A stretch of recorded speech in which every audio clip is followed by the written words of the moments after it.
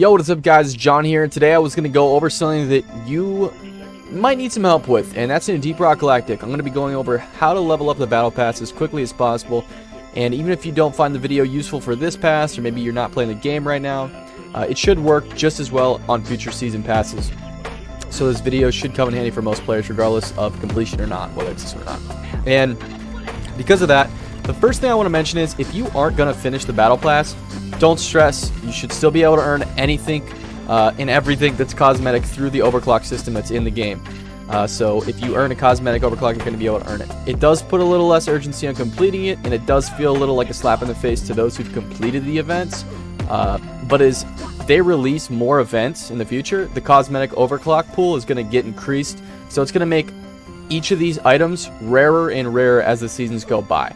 So if you see something on this pass that you really like, and it's something you really want, it's probably best for you to shoot for it now and try your hardest to unlock it, or as much as you can to get up to that point. I know with Battle Passes being in just about every game nowadays, we can tend to get burnt out on them, but hey, it is what it is. If you like something in the Battle Pass, like the Bone Skull Mask I really like, shoot for it, man. You have to go for it now, because as they come out, it's just going to be harder and harder and harder. And not to mention, if you get it as an overclock in the future, one, you're going to have to spend minerals on it, but that's not the biggest deal. The biggest deal is that you're only going to get it on one of 4 dwarves. If you unlock it now, you're going to get it on every single dwarf that you own, which that's going to be way better, obviously.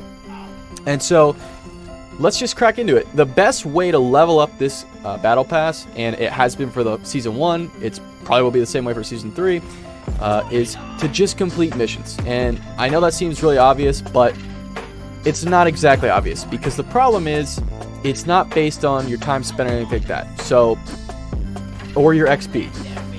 So your time spent or XP earned in mission doesn't really affect the amount of XP towards your Battle Pass progression.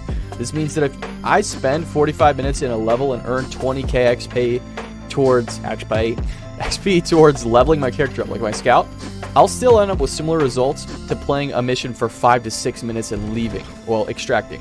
I know some people may not know this or believe me when I say it, but if you're confident enough, you can play the mission type point extraction and be out within 5 to 6 minutes. Like, it's crazy. It's insane.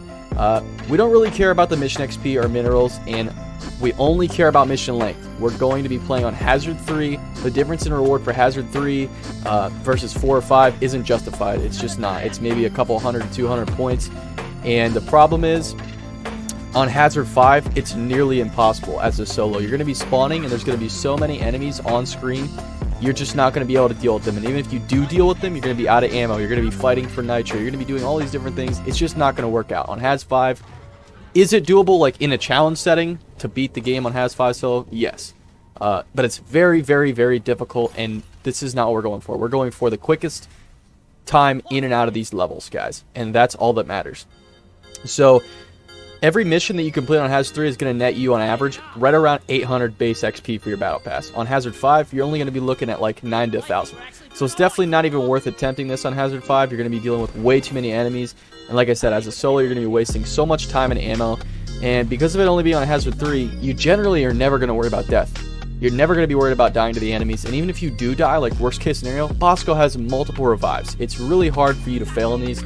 I'm not going to disrespect anybody who's lost a game on Hazard 5. I'm sure I have. But, and I will say this, if you're a brand new player to the game, like this is like your first exposure to the game, you just want to know how to level up the Battle Pass, and this is like what you're being exposed to, you can try this, but I really recommend just play the game naturally and have fun progressing naturally. This, I don't want to say it's a cheese strat, but it kind of is, just because we're really just going into the game and we're just going for it, right? We're just going in and getting out. That's all we want to do. So if you're a brand new player, yeah, go into a normal mode and, don't force yourself to play the same thing over and over again. You're going to get worn out and over the game very quickly. But these is for the people who want to level up their Battle Passes, maybe on a weekend, they have that a couple hours to play the game. They just want to know, hey, what's the fastest way I can do this? This is going to be the fastest way. So you're going to want to use Scout for the fastest times. It's possible for you to do it with every dwarf, but Scout is going to save you so much time, and after all, if you're trying to maximize the highest amount of XP far and in the shortest amount of time, you're 100% going to be playing on Scout. I recommend taking Dash and Heightened Senses, just so that if you do pick up the rocks or the aquas, you can move quicker with them with Dash, and then with Heightened Senses, if you're going It's going to allow you to escape any rogue leeches that you don't see or you miss. Nemesis, if it grabs you as a solo player, you're going to be able to get out of it. The only 2 passive perks I recommend are Strong Arm and Unstoppable.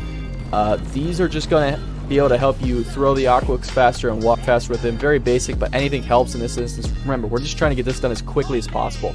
So that means with Bosco, the only upgrade, right, everything else does not matter. You can do whatever you want, but the only one that you want is in the tier 1 slot. You want to have Drill Faster upgrade. This is going to make a world of difference, and it's going to, once you get into the game, I'll show you. It's Bosco is 100% at the start of the show. He's the MVP for all of this. Go ahead and go to your mission selection terminal. There will always be 1 point extraction on the map. Some regions will make this easier than others. Like Glacial's got snow, so that's going to slow you down. But generally speaking, you should be able to complete these runs in under 8 to 9 minutes when you're starting. And once you've trained for a few times, you could literally be able to do this consistently, pushing 6 to 7 minute runs. Always look for point extractions that require 7 Aquix. Some of them will require 10. If you have the option to do a 7 or a 10, obviously you want the 7. If there's only 1 on the map, which sometimes there is only 1 on the map and it's a 10, go for it. It's still going to be quicker than any other mission type. But yeah, 10 versus 7, you want 7, it's the lower number. You can do this with other players, guys. You don't have to do this solo. But the main issue is, especially with randoms, they aren't typically they're not typically going to want to just speed run the levels. They're going to want to go in, collect everything they see, and experience the game fully. And like I said, I totally respect that. And on top of that, like I said, it's Hazard 3. So if you're playing online or you're hosting, you'd be running into newer players, and they maybe haven't even had an opportunity to experience all the things that are in the game. So a public speedrun isn't the nicest thing you can do. It'd be more griefing at that point, unless you do have those 4, coordinated friends or 4 randoms that you find that want to just do that. If they want to do that, I don't know. And then I want to say this about the quests. So the quests and the dailies. Yes, you should and do these as obvious as I hope that is. But I will say this: if you do have the quest to pick up a data rack, those only reward you with a single script. If the script tree is something that you're concerned about and that's all you care about completing, by all means you should totally go ahead and keep that. But if you're purely trying to level the battle pass, which also is the best way to get scripts, there's a lot more on the battle pass, is what I mean by that. Re-roll the data cell quest. Just re-roll it, because that's just a random thing. It's making it even harder to get done, right? That's a quest that you don't want to go for, generally speaking. It'll be replaced by quests that will give you an actual XP reward towards the next unlock tier, for 1, and for 2, it's kind of like it's narrowing down what you have to do, right? So if the quest is like this: do 3 missions here in this location, this region. Okay, you've narrowed it down. But now we're doing do 3 missions here, and on top of that, I also need you to find this thing that has a chance of spawning here. It's just, I don't really like the idea of it. As far as just if we're speedrunning the Battle Pass, you do not want to do this. And like I said, if you're just looking for scripts, just complete the Battle Pass. Just go for running it through the Battle Pass, because as you do the Battle Pass, you're going to earn way more scripts than you would if you just were purely going for these quests. So once you're actually in the game, the things should be really simple. Look around and immediately ping the closest aqua deposit for Bosco to start mining. As soon as he starts flying to that one, go look for the next one, because once he's completed mining that, wait for him to travel towards you. He will drop whatever he's carrying as soon as you make it to the next ping. So whether it's to come to you or to shoot an enemy, he's going to drop whatever he has in his possession. Knowing that, you want to try and position yourself on the opposite side of the deposit point, so that Bosco flies over towards you, and halfway when he's towards you, right, where he's at in the air, ping, so that he drops it right near the deposit point. And that'll make you help. It'll help you deposit it a lot quicker. You always want to be moving while you're doing this challenge, and constantly using your grapple to get from one side of the map to the other, looking for the Aquix. You're going to see that through this whole video. Usually a couple of extras will spawn on the map as far as the Aquix. So if there's a lot located right next to each other, target all those first, because Bosco will have to spend less time traveling from point A to B in that scenario. You're going to want to make sure you're always illuminating the cave for yourself, so you can kind of see the next spot you're going to want to scout out and go towards. Another thing you can do while you're a scout is when you're throwing the aqua, try to swap to your grappling hook as fast as you can, so you can grapple directly where you're throwing it to land. This is going to give you the aqua with less time on the ground, less chance for it to roll around, and more time in your hands. It'll travel a lot quicker. Another thing I want to mention is the mugs. So these are very new. These are only for this season right now. They might introduce something like this for the next season, because honestly, the progression for Battle Pass in Deep Rock is very slow. So this might be like, they might not be mugs the next season, but they probably will have a findable or an item similar to this. So basically, if you find the mug, it's going to double your reward points at the end of this session. Now, they spawn in every level at least once, and the good thing about extraction is that they usually have very basic cave complexities, so you can search for the mug during the time that you're waiting for the extraction ship to arrive, the drop pod, right? I've found these, literally guys, 8 out of 10 games, like, as the testing games. Like, they're not that hard to find. They make a noise when you walk near them. It's pretty easy to hear, and on top of that, usually a dwarf will mention that he's found something, and you can check the terrain scanner. Now, if you find these before the drop pod is called, it's going to be easier since you won't have to carry it to the end of the drop pod, but if you do that, it's worth noting that Bosco can carry these, so you can always ping these at the end of the level, run to the drop pod, have him carry it, and follow you to the drop pod with it, and then have him drop it near it so you can deposit it, and then leave. And we're going to talk about events. So if you find an event like I did in this gameplay, I wasn't going to attempt it because it's one of the harder events in the game, and as a solo player, you have some trouble dealing with it. Doing the events has a lot to do with what exactly it is. If you think that you'd have enough time to complete it, because for me, I always focus on the main objective first. We always want to get all of our aquas and call the pod. Like, that's the main objective. Once you've done that, and you search the level for the events and for the mug's also the #1 thing. Right after that, you want to look for the mug.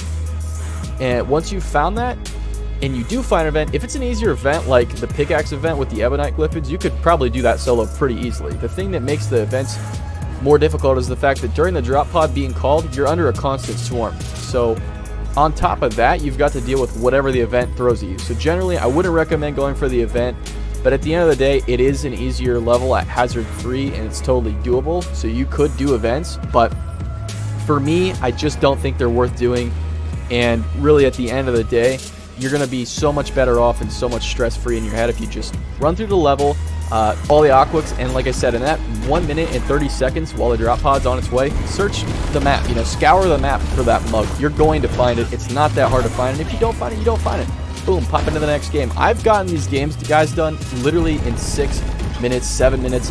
I've got them done really, really quickly. So I just want to say that if you keep practicing and practicing, you could get down to 6 minutes. I think it's probably the lowest you can get.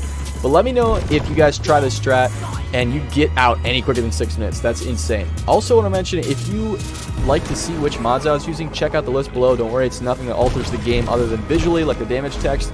This will not make you earn XP faster, be considered cheating. It's not going to flag you for anything. These are all approved by Deep Rock. So I may make a mod list or a mod list video going over my favorite mods to use in the game, because there are some really cool quality of life changing mods that should just be in the game base, like the damage text. I really like it. I really like the way it looks. But yeah, guys, honestly, let me know if you guys are interested in a mod video. That would be kind of cool. But until next time, thanks for watching, guys, and as always, have a good day. Peace.